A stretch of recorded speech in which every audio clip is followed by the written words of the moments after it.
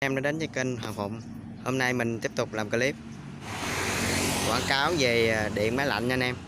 Ở đây là tạp hóa của chú Sơn, có tên là cơ điện lạnh Hữu Sơn, chuyên mua bán trao đổi sửa chữa bảo trì tất cả loại máy như máy giặt, máy lạnh, tủ lạnh, quạt, nồi cơm điện, bếp ga.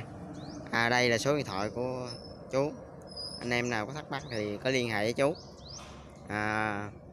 Và mình không làm vòng nữa, mình sẽ quay cái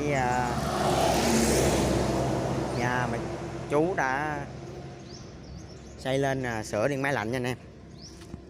Anh em bắt đầu cho mình. Đây là máy này, thấy chưa?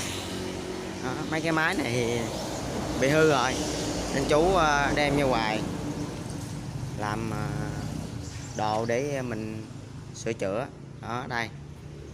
Đây giờ mình có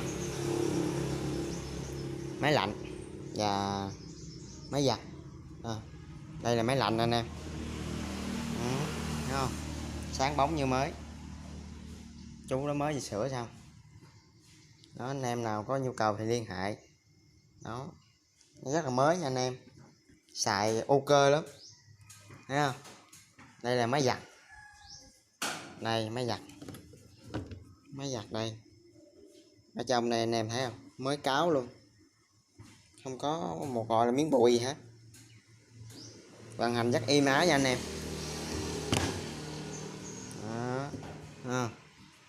Cái máy này bị hư, chưa có sửa nữa, không biết bị hư cái gì đây.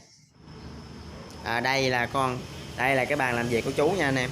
Đó, đây là sổ sách đó, anh em nào vô thì sẽ được chú ghi lại và giao hàng và nhận hàng đó. Đây là sổ sách đây, thấy không? Đây là cái bàn làm việc. Khu này là khu cắm điện nha anh em. Đây, cắm điện như cò dao. Còn cái khu này là khu nghe nhạc của chú nè ha. Đây là cái dàn âm ly. Còn cái khu này là cái khu để máy móc và thiết bị sửa nha anh em. Đây, cái khu này là khu để máy móc và thiết bị sửa nha, gồm có đồ sửa nè, vật dụng nè, thấy không?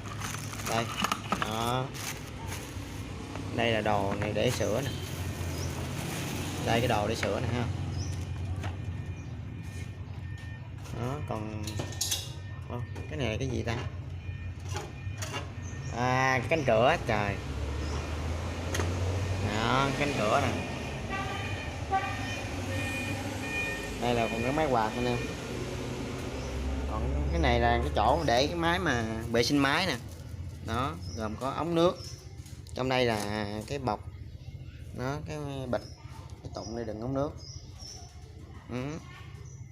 Còn cái khu này á là cái khu mà để sửa nè, để mà cái đồ mà gọi là cái đồ thao á, máy móc đồ nè, thấy không? Đó, cánh quạt rồi nè anh em biết không? Đó, đây là cái ống nè, cái ống như quảng cáo không đúng đó. Còn cái khu này là khu để máy rồi, đã sửa xong đây. Đây, khu này để máy là sửa xong. Máy quạt, khu để máy quạt nè anh em, bếp ga đâu nha anh em. Đó, đây nè, khu này là máy quạt, thấy không?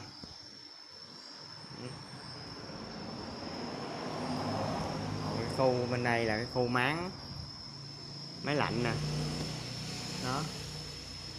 Còn cái khu này là để máy nóng này, rất là chi tiết nha anh em đó. Rồi cái chỗ này là cái chỗ sửa đồ nè, đây ngồi đây anh em hay sửa.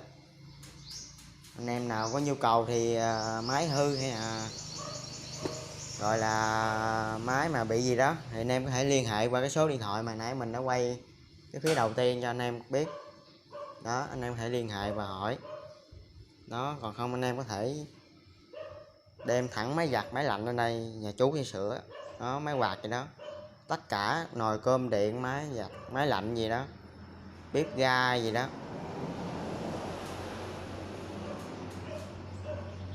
máy bơm nước luôn, nói chung là máy bơm nước luôn, đem lên đây luôn, anh em có thể sửa anh em có thể đưa cho chú sẽ sửa cho anh em. Đây rồi, cơm điện đây ha.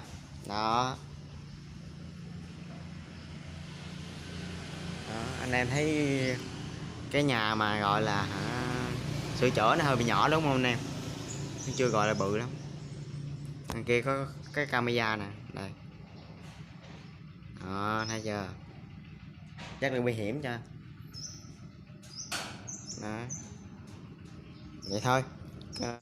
Vậy thôi, cái clip của mình cũng đây là kết thúc. Xin chào, hẹn anh em clip sau. Clip sau mình sẽ giới thiệu cho anh em là cái cách mà chú sửa như thế nào. Đó thì anh em hãy cùng đón xem. Và xin chào, hẹn anh em mấy ba anh em nha.